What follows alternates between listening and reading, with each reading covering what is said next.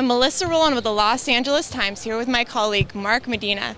Mark, the Lakers are on a little bit of a losing streak. What's going on? Yeah, 3 games they've lost in a row. 11 games in a row. They haven't even cracked the 100-point barrier, and Mike Brown's always talked about honing in on defense, but clearly it's the offense that's having a problem right now. What do they need to do in order to start winning again? Well, the main thing is their three-point shooting. They're last in the league at three-point shooting. They try to bolster their lineup, getting Jason Kapono, Troy Murphy, who are usually good outside shooters. They've been horrible, so is the rest of the team.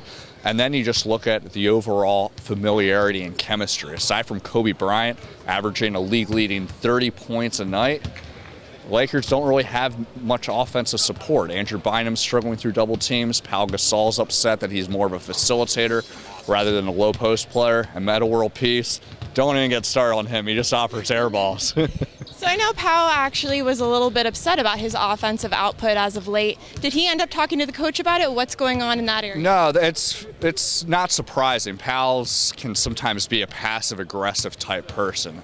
He made it clear that he doesn't want to be locked in as a facilitator. He wants to be able to move in the low post area because a lot of his shots that he was getting, all mid-range jumper, something that he was fine with at the beginning of the season when Andrew Bynum was having a strong start.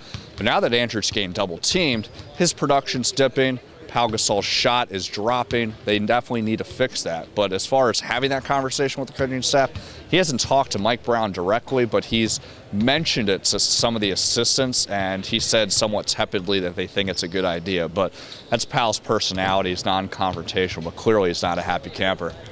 So I know Mitch said that probably nothing is in the woodwork, but do you think there's a big trade coming? Do you think that there's going to be a change in roster? Well, it's hard to say. I mean, he says this in the present time. What is it right now? It's late January. The trade deadline is March 15th. There's obviously no urgency from a lot of teams to trade their parts. So there's going to be a lot more clarity when that time comes because there's a deadline and because teams will have a better idea whether they're able to compete for this season or not. So, there'll be more clear answers later to come, but for now, the Lakers have to make do with what they have.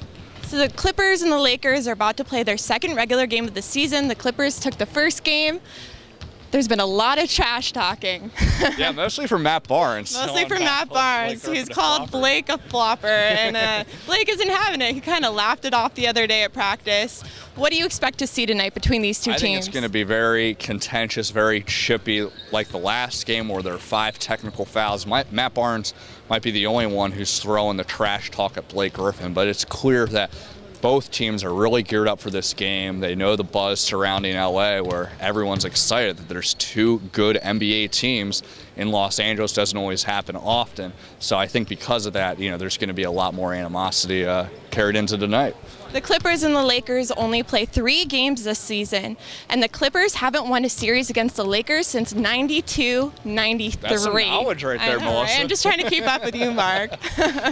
If the Clippers win tonight, how significant will that victory be? Oh, I mean, it would definitely generate buzz, and obviously with the Lakers losing 3 games in a row, now to 4, there's even more frustration, more urgency to correct this. But as far as what this means for a rivalry, remember back in the early 2000s, the Sacramento Kings and the Lakers were a contentious and so-called rival. Kings never won a playoff series against them. Later on, as recently as 2 years ago, Denver Nuggets thought they had that thing going. Didn't really pan out. So obviously, this is no Lakers-Celtics type matchup, but clearly it's a lot bigger than just your regular, NBA opponent that you play in the middle of the week. Let's see what happens tonight. I'm Melissa Rowland with Mark Medina.